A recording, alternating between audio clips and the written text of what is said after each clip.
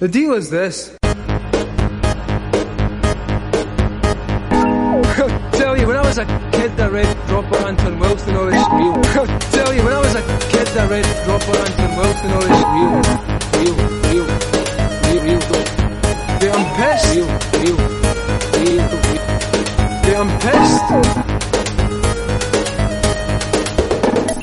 Come on.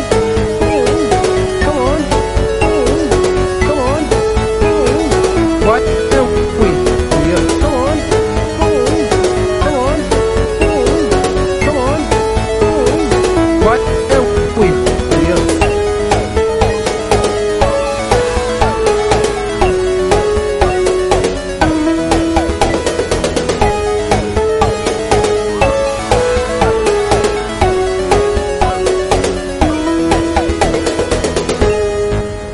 Okay, by the time we finish this, you're all going to be practicing magicians. I'm Jeremy Greer.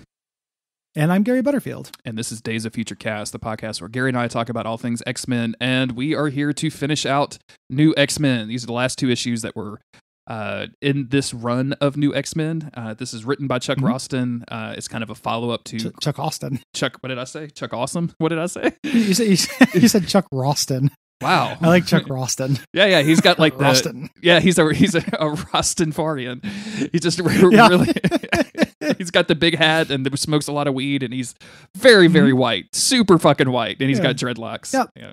And on the X-Men 2 common DVD, there's a special feature where he confirms that Nightcrawler has two dicks. Oh, so. Super fun. But yeah, we wrapped up all of the future crazy space stuff. Jean Grey as the Phoenix amputated that future and took us back to the time right as Cyclops walked away from the X-Men and the life as a superhero, instead forcing him, changing his mind to fall in love with his new girlfriend and presumably lead the X-Men for the next 40 to 50 years. Yep. And this is our coda. Like these two issues, which we're going to scoot through really quick because they're trash, is just wrapping up some loose ends and basically there so they don't move on too quickly, I guess. Mm-hmm. Is the idea. But all of, some of Marvel's worst talent is on display here. We've talked about Salvador LaRocca before. He did one of the runs in New X-Men, I believe. If not, I can't recall, but he was a kind of a big star at Marvel at this time. Did Extreme X-Men, and I have never cared for him as an artist. I think this is pretty bad art. The cover is really rough looking. Everyone looks a little bit off model, but it's not the worst thing that happens. When you get into the issue, the coloring is this weird soft focus, like pastel coloring stuff that is just horrendous looking. The weird, the shadows on people's faces and everything. And like, for some reason in this first shot, like Emma Frost only has the 3 fingers and she's just clawing at Cyclops' face. Like she's got Nightcrawler hand. She's got Nightcrawler hand, dog. It's fucking weird. Yeah. Like, is she a crawler now? Yeah, she's a crawler. She's a Ninja Turtle. Yeah. The big thing here is Chuck Austin is the other big change, right? Yes. Like, who is a legendarily bad writer who someday will do like Misery Week for fun and just cover one of those arcs in the middle of something as like a palate cleanser. Boy, the older you get, the more runs. your definition of fun changes, huh, Gary? It'd be fun to clown on. Man, there's one of these where it's like the Guthries. Mm-hmm. It's like a Romeo and Juliet story with the Guthries and another gang of hillbillies that like builds like garage sentinels. Oh my god! And Angel. Or like, no, one of the Guthrie kids who has wings, just like Angel, like has sex with one of the other kids in the air, like in the sky. And then there's this whole thing with Havoc being knocked out and a nurse falling in love with him, who's like a human who lives there for no reason. And there's a thing with Nightcrawler, this like group that's installing him as the Pope through using evil communion wafers that will kill everyone when they eat them, that disintegrates everyone. So they can trick everyone into thinking it's the Rapture. And then reveal the Pope to be Nightcrawler. Since he looks like a demon, it will disrupt Catholicism. Gary, I just stopped listening at a certain point, but you brought me back with the Nightcrawler as the Pope. So congratulations. Yeah, Nightcrawler is Super Pope. I mean, they're all some of the worst comics I've ever read. I was watching absolutely horrendous. The quarantines got us watching dumb like reality cooking shows, and we're watching a season of Top Chef, which is actually based in New Orleans. They brought this woman out, and she's this extremely old woman. She's like, seeing these young faces, they just make me realize I don't ever want to quit. I never quit in my life. The Pope quit, but I didn't quit. And I'm like, what? Wait a minute. What happened to the Pope in 2013 when this is filmed? What is this line? Weird. Yeah. So this is a lot of where characters have went. Right. So like we're going to see the X Mansion has been destroyed. Scott and Emma trying to figure out their relationships. Scott is like, this feels weird. She's like, no, it's totally cool to kiss on your ex-girlfriend's grave. No, it doesn't. No big deal. Like no, it doesn't. If you want to give me the lingus right now, I am well into it. Yeah. I've never said give me the lingus before. I don't ever want to say that again. No, I'd like you to say it again.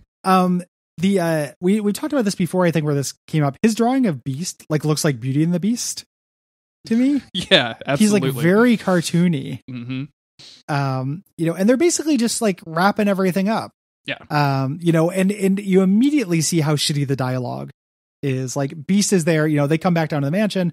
Beast is like paying your respects. And Emma Frost is like, he was. And like, yes, Emma Frost did not like Jean Grey. But she's not like a fucking mean girl, like teen. Like this isn't Degrassi. Like why is that the level of dialogue we're working with? And Emma is the one who is like, we cannot let the school end. Like Xavier ran off to Genosha with Wolverine. He's definitely not coming back, as Beast tells them. And Emma's like, hey, I'm loaded. I've got tons of fucking money. Like, let's build this school up. And if you two aren't interested, like I'm still going to do this. And Scott's like, I just feel like it's time to move on. And that's going to be like the central crux of these next two issues, as if it wasn't like pretty clearly defined in the last panel of Grant Morrison's run, where he's like, yes, I want to inherit the Earth. Like, I'm going to keep doing this. Like, now we have to go through a bunch of details about it instead of just like, I could have skipped all this and just been like, new team, everybody, new mission. Well, and they ultimately do go back to it. It's like they just had to learn it, but that's what the Phoenix was doing. And there's like, again, just fundamental misunderstanding of these characters. Like, Scott's like, I want to speak for you, but I'm not interested in running the school. And Beast is like, as much as I understand the need for the school, I'd be lying if my experiments wouldn't take priority. What the fuck are you talking about? The school's blown up. Like, that's your lab. What experiments? Like, that's like somebody has a note card that just says Beast Science and then did all of their characterization based on that. Like, a stronger writer would have used specificity there, instead of just being like, yes, my experiments. Like, you don't have anything. This is your house. You're not a millionaire. Like this was your entire. What are you talking about? This is your entire life. Like, these are your friends, your people. Like, it's ridiculous to be like, oh no, I'm just not going to do it. Like, I'm just going to go do my experiments somewhere. Like, are you going to go back? Are you going to go join the Avengers again? Like, do you think Captain America will let you back in with your weird legs? Yeah. No, get your weird legs out of here, says Captain America. Captain America's not going to sew you custom pants. He'll make the Wasp do it. So they're arguing here, and again, it's just so fucking dumb because they're just like, it's Emma Frost's like, well, we can't just let the school go. Scott's like, we can and should. She's like, what about the children? And he's like, they're fine. And their argument, like, nobody's making points really. Like, everyone's just kind of having like a very dumb argument that is too simple. Like, these characters no longer contain multitudes under this writer. He's saying like, basically, we deserve some time together. I want to live a life for somebody I care for.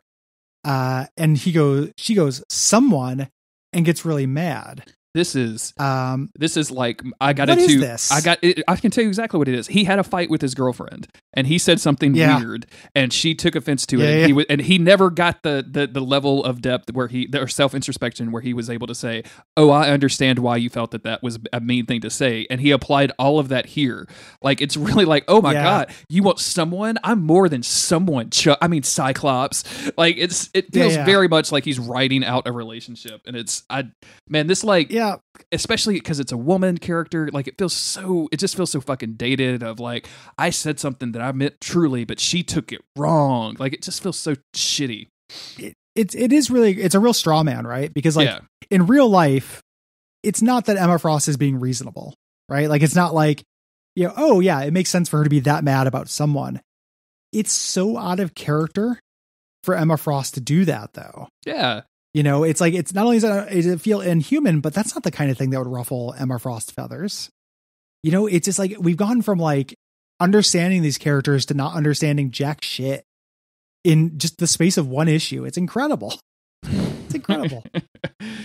So Beast is like, don't you think it'd be disrespectful to have these public displays of affection on her grave?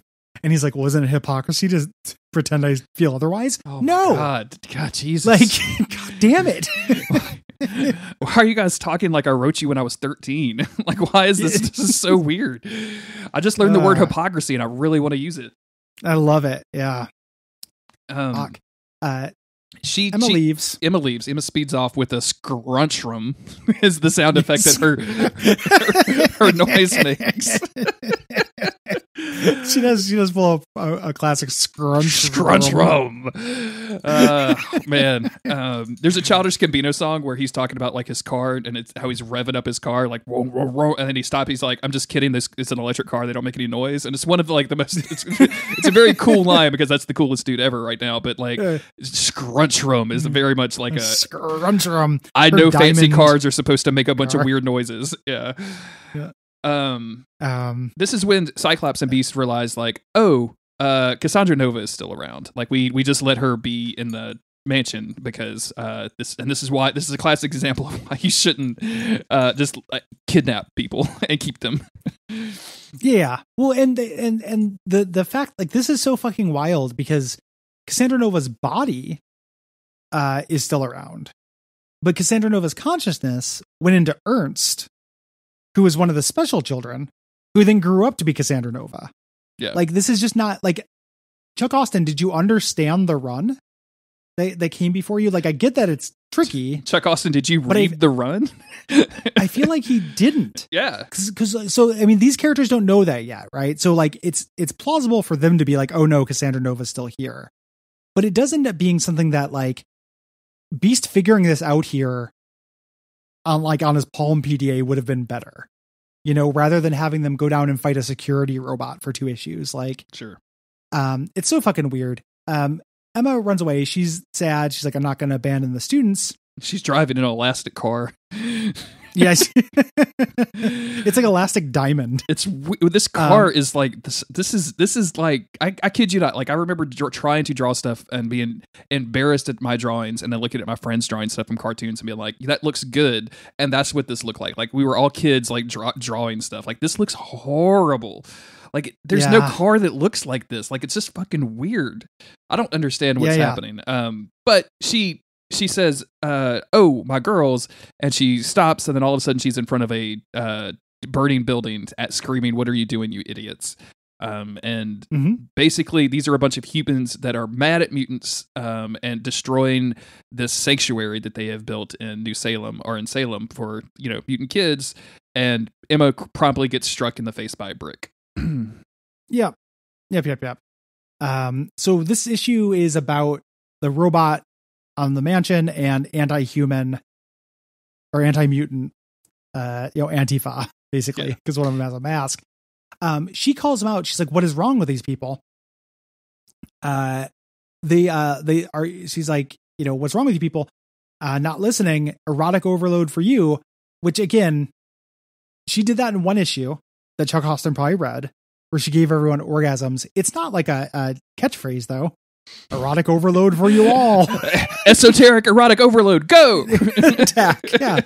And then Emma Frost, who is a very smart and capable X-Man, gets taken out by this rock that's thrown at her head. Yep. Like, did she not psychically realize that person was there? Like, nobody's capable. Everyone's a fucking idiot. Everyone's a horrible character now. And the low-key sexism of these issues, like someone's like, hey, how'd you know she was a mutant? And it's like either that or she was a prostitute. And I don't want them in my town either. She says, I'm like, fuck, man. Dude. Like, this shit sucks so bad. She's pulled up in a diamond Mercedes. Like, what is wrong with you? She's a rapper. And she, like, I don't know, like, you gonna fucking brain Missy Elliott with a brick? Like, just because she dresses like that? Jesus Christ. I hate this so much. She tries to reach out to Scott telepathically, and she's weakened to the point where it doesn't work. They're exploring basically the control center for the danger room, and having this conversation of like, oh, this place is all torn apart. I can't even recognize where I am. But you know, one thing you know about Xavier, Scott, it's always an adventure, and like you see robots coming to life behind them, and then you see just from a zillion miles away, you know what's about to happen. Yeah. Yep.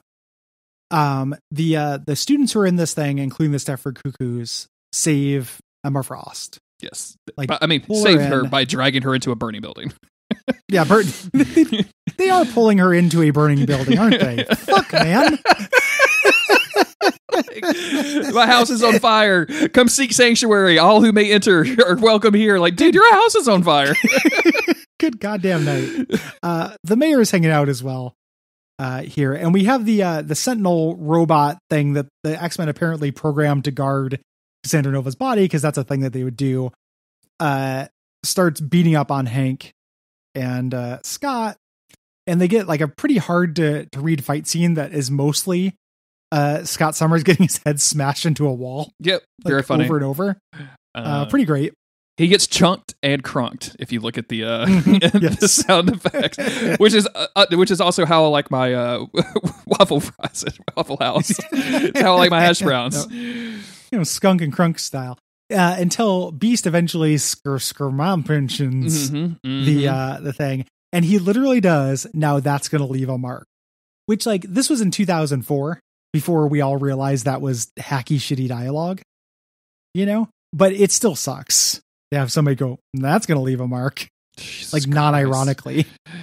It's fucking incredible. The art is so bad too, Gary. Like, all of this stuff is just so fucking horrible. We go back over to the city we have a bunch of humans just at this point. Like, if you look at the details, like, there's a guy just waving a knife in the opposite direction where everybody is. Like, yeah, and another guy is throwing a rock at a garbage can. I love it, dude. I love that. I love the guy who's like, fuck that garbage can. It's already dead. Leave it alone. It's inanimate. It's not a mutant. It's a garbage can. I've seen them beat garbage cans before, and I don't want those in my town either. It's either a prostitute, a mutant, or a garbage can. So the idea here is this is supposed to be the fallout from Magneto taking over New York, right? Like, they saw Magneto on the air, so now they're trying to get all the mutants out. Then nothing ever really happens with this. They kind of bicker. The idea is Emma Frost and the Cuckoos are not getting along. It's not great. We cut back over to Scott and Beast, and Scott is unconscious and Beast is unconscious, and Emma Frost is trying to summon them and can't. Yep. And to be continued. Ooh, can't wait. Bet you guys can't wait. Well, we're going to do it right now. It's not another episode.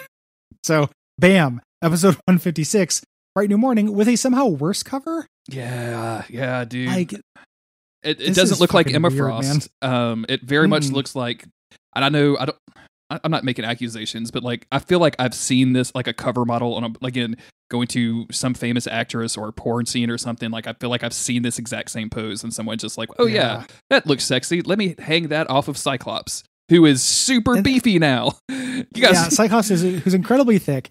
His shoulders are conservatively like 4 feet across. It's huge, dude. Come on. He's so pissed. He's very angry. And then the Phoenix is in the background for no particular reason. You know, I'll be honest with you, Gary. I just saw the Phoenix for the first time. I was like, "What? Oh shit! It's right there." Yeah, it ain't good. So we cut over to this burning building. Emma Frost can't get through to Scott. They're talking about trying to use their powers to control the mob, and I'm like, this is something that you guys could definitely do. Yes, and they're introduced this subplot with one of the Cuckoos falling in love with this kid named Jermaine. Who is a pyrokinetic. Yeah. Who's going to die in a couple pages. Super good. Later, Jermaine. Yeah. Goodbye. She can't get a hold of Scott. We go back over to the Scott and Hank. They wake up. They care about each other. There's this like subplot with them bickering. Mm-hmm. And now they like each other again because they almost died. And their bickering was really stupid. Like, Beast has a line in the last issue where he's like, "Is it my fault you can't use your powers unless you turn and look at something?" Which is some real natural dialogue. Yeah. And although there's a core here that I like, because Beast is saying, like, I'm angry at you. Like, I didn't realize how angry I was with you, but like, you cheated on my really good friend. Like, Like me and Jean were brothers and sisters, and I kind of jerked off a couple of times about her when I thought about her in the bathtub. But like, we were brothers and sisters for the most part, and like, you did a shitty thing to her, and I don't like people that do shitty things to my sisters, so I kind of don't like you right now. But he literally says that, like I don't like you very much right now, and I'm like, oh, okay, cool, just gonna be okay, subtlety, huh? Okay, cool. Yeah, it's not particularly subtextual. No. We cut over to the police, who are the least effectual police that's ever been, who are just like, stop throwing things and calm down. What you're doing is against the law. Like, always works. Thank you. They're basically explaining, what happened. Like, we don't want to be afraid. And the cops are trying to argue for reason. Mm-hmm. Like, basically we'll just go arrest mutants like we did with Magneto. Like, there's no sense of scale until the cops get trampled in one of the really, like, a very funny panel in this. Not just because it's like, Gary anti-cop shit, but look at the cop on the left who's going stop as somebody is stepping on his head.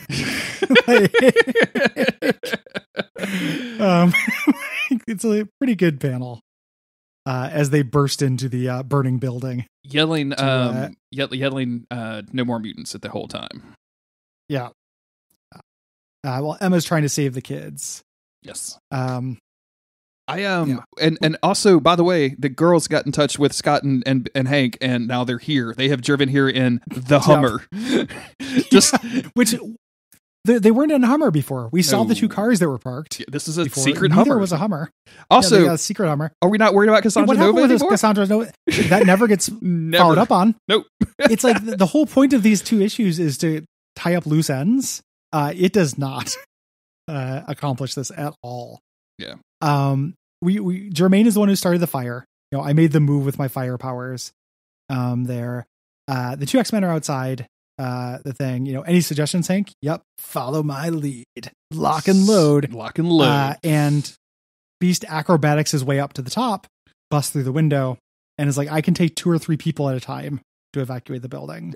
And this is good X-Men shit. Yeah. Like, I don't particularly mind any of this stuff. The art is still not great, but like, Hank rushing into a burning building to save kids is classic X-Men stuff. Like, it's pretty low stakes for what we've been used to, and it kind of doesn't. I mean, like, a lot of this doesn't really make a lot of sense. Like, is he just jumping out of the other side of the thing where mysteriously nobody is? Like, to pile them all into a Hummer. Yeah, and it's like a couple dozen people. And it also just seems like this is such small ball for the X-Men, right? Like they would be saving people, but they would do this. Part of the run before this was this kind of problem was easy. So just to be real clear, Cyclops' day, or like let's say his week, him, Phantom X, and Wolverine went to the world, followed Weapon 15 into space onto a satellite.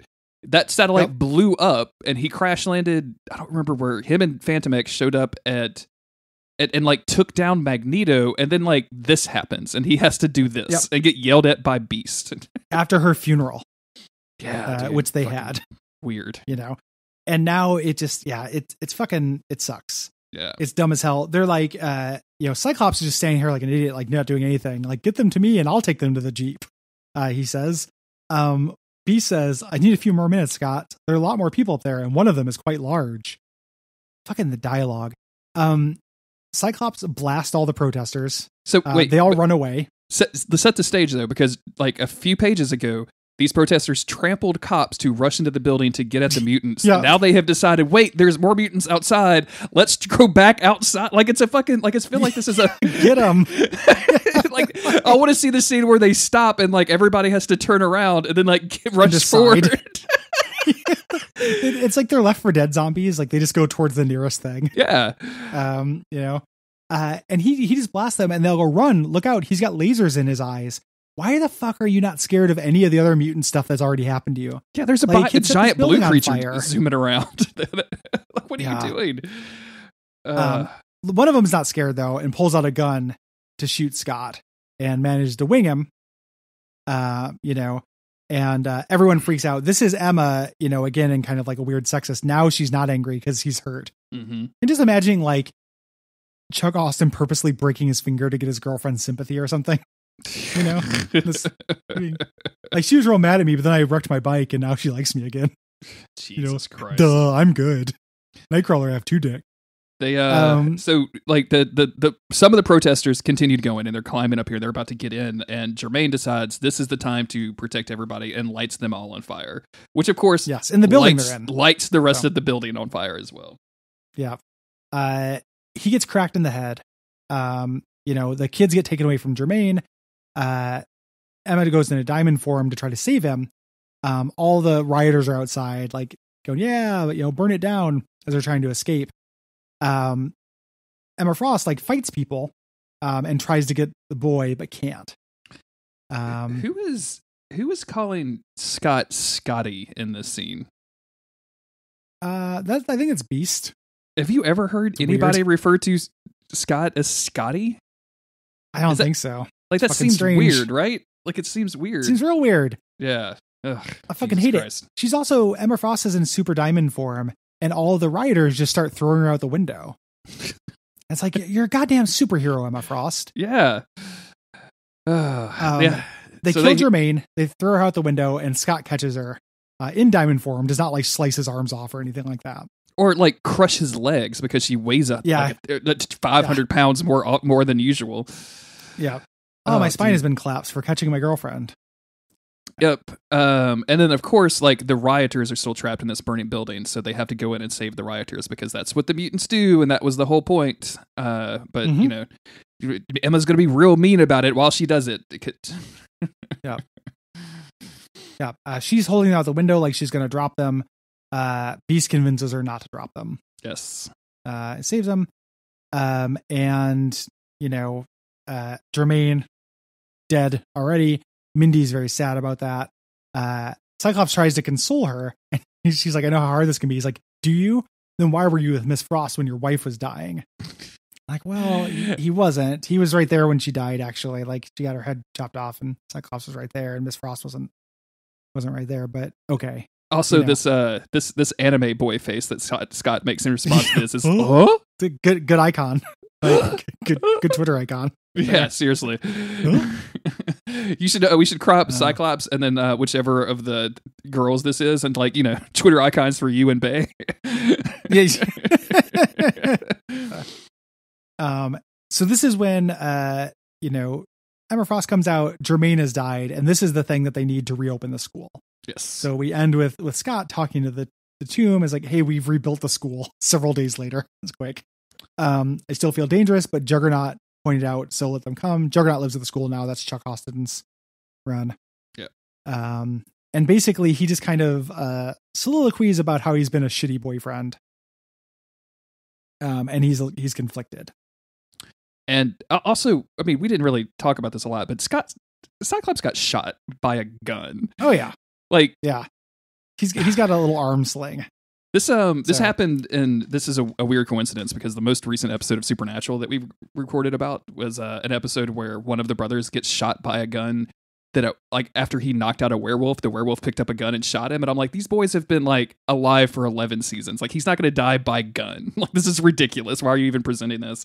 Feels very much the same here of like, oh yeah, this guy got shot by a gun. Like, it has no consequences whatsoever. It feels just cheap at that point. So. Mm-hmm. Yeah. Yep. And he walks away saying it's time to start over, which is not what you're doing. You're rebuilding the school. Yeah. And a tiny little Phoenix Pokemon pops out of the tomb. Or the tombstone of Jean Grey. Which we saw this the last time with, you know, putting She Will Rise Again on someone's grave. It's just like an invitation for like all kinds of bad things.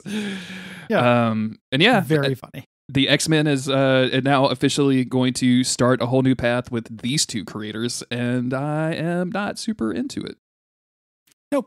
Yeah, Reload, which I don't think was supposed to be good. I did not read it. Of course, I had read this stuff before this, but not Reload or whatever. Yeah. Yeah, it's horrible. Yep. It's all bad. But that's new X-Men, and that's new X-Men. I feel like even with those last two issues is like just a super shitty dessert after a wonderful meal.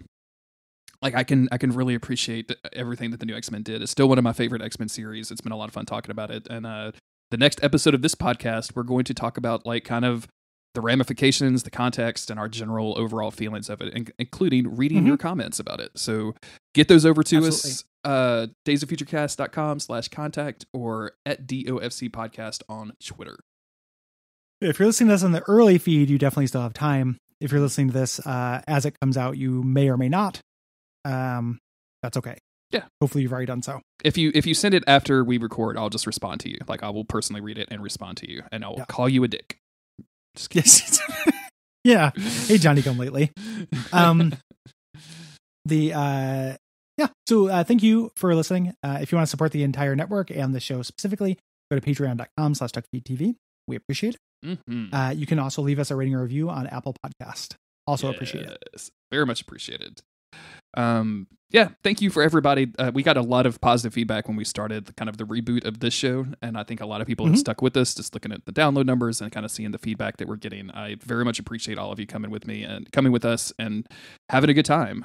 This has been a lot of fun, and I'm like super eager to dive into Age of Apocalypse. I don't know, did you see the tweet that I put out? A friend of mine sent me a picture of Colossus from Age of Apocalypse, and it's just this giant knee in the frame. And I can't wait. Oh, yeah. Can't fucking wait. Yeah. Talk about knees, Gary. Yeah, man.